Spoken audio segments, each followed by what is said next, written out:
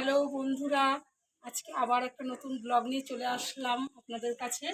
আর দেখতেই পাচ্ছেন স্নান হয়ে গেছে, এবার আমি জামা কাপড় মেলতে যাচ্ছি ছাদে। জামা কাপড় মেলে আপনাদের সাথে দেখাবো যে কি রান্না করছি, কি করছি।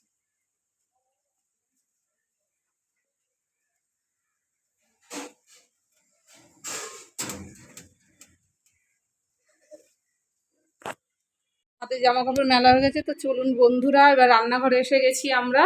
রান্নাঘরে দেখাবো আজকে কি রান্না করব। রান্নায় দেখুন, ফার্স্টেই মাংস ধুয়ে লেবু মাখিয়ে রেখে দিয়েছি আর নুন মাখিয়ে রেখে দিয়েছি, আর এইদিকে পেঁয়াজ কেটে রেখেছি, এইদিকে আদা রসুন বেটেছি, আর এইদিকে দেখুন বন্ধুরা লঙ্কা কিছুটা বেটে রেখেছি আরেকটা রান্নায় দেবো বলে। আর এদিকে কলমির শাক কেটে রেখেছি, মাংসের ডোম ডোম করে আলু কেটে রেখেছি, এইদিকে পটল ভাজা করবো বলে নুন চিনি হলুদ মাখিয়ে পটল কেটে রেখে দিয়েছি, আর এদিকে একটু শস্য বাটা করেছি, কলমির শাকটা একটু শস্য দিয়ে করবো তো তাই। ঠিক আছে, আপনারা চলুন দেখতে থাকুন। ওইদিকে ভাত বসে গেছে, এইদিকে আমরা রান্নাটা বসাবো।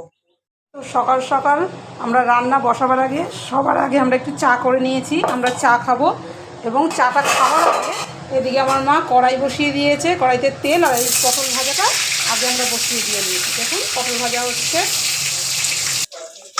দেখুন পটল ভাজা তো সুন্দর লাল লাল করে ভাজা হয়ে গেছে। এবার পটল ভাজাটা আমি তুলে নেবো, আর ওদিকে ভাতটাও হয়ে এসেছে। এইবার ওই তেলের মধ্যে আমরা ওই কলমির শাকটা যে কেটে ধুয়ে রেখেছিলাম, এইবার এই শাকটা দিয়ে দেবো। এইবার এই শাকের মধ্যে একটু হলুদ দিয়ে দিল, এবার একটু নুনও দিয়ে দেবে।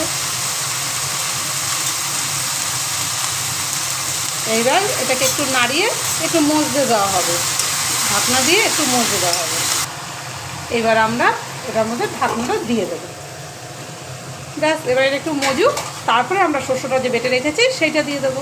শাকটা মজে গেছে, এবার এর মধ্যে একটু চিনি ছিটিয়ে দিলাম আমরা। আপনারা আপনাদের ইচ্ছা মতো চিনি ছিটিয়ে দেবেন, আর একটু এর মধ্যে শস্য বাটা যে বেটে রেখেছিলাম এবার বলেছিলাম দিয়ে দেবো। এবার এটা ফাঁক করে দিচ্ছে, ফাঁক করে মাঝখানে শস্য বাটাটা দিয়ে দিচ্ছে। এখন শস্য বাটাটা দিয়ে দিচ্ছে, দেখুন। এবার একটু নাড়িয়ে দেবো আমরা। এবার এইভাবে একটু ভাজা ভাজা করব। দেখুন আমাদের কলমি শাক একদম রেডি, এবার আমরা নামিয়ে ফেলবো। এরপর কলমির শাকটা তো আমরা করে নিয়েছি, এরপরে আমরা মাংস করব। মাংসের জন্য দেখো আলুগুলো সব আমি ভেজে নিয়েছি তেলে, এবার আলুগুলো আমরা তুলে নেব। এবার আমরা যে তেলটা রয়েছে তাতে আমরা এবার পেঁয়াজটা দিয়ে দেবো।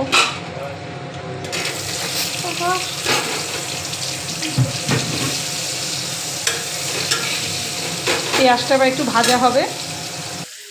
দেখুন পেঁয়াজটা ভাজা ভাজা হয়ে গেছে, এর মধ্যে যে নুন লেবু দিয়ে মাখানো মাংসটা সেটা দিয়ে দিচ্ছি। এবার পেঁয়াজের সাথে মাংসটা একটু ভাজা ভাজা হবে। দেখুন মাংসটা ভাজা ভাজা হয়ে এসছে, এইবার আমি ওই লঙ্কা বাটা যে ছিল লঙ্কা বাটাটা দিয়ে দিচ্ছি। এবার রসুন আদা বাটাটাও দিয়ে দিচ্ছে। এবার পরিমাণ মতো, এতে মাংসতে তো নুন মাখানো ছিলই, একটু হলুদ দিয়ে দেবো, আবার একটুখানি নুনও দিয়ে দেবো এর মধ্যে।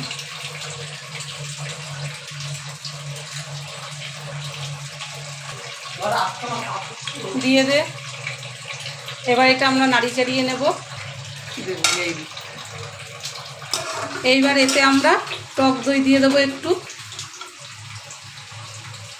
এটা পরিমাণ মতোই দিতে লাগবে।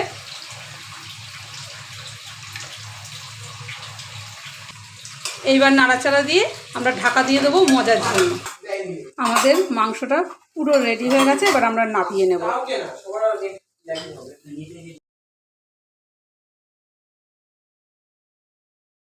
বন্ধুরা আমার রান্না শেষ হয়ে গেছে, অন্য কাজেও রান্নাঘরের সব শেষ হয়ে গেছে, এবার আমি রেডি হব কাজে যাওয়ার জন্য। আজকের ব্লগ এই অবধি, টাটা।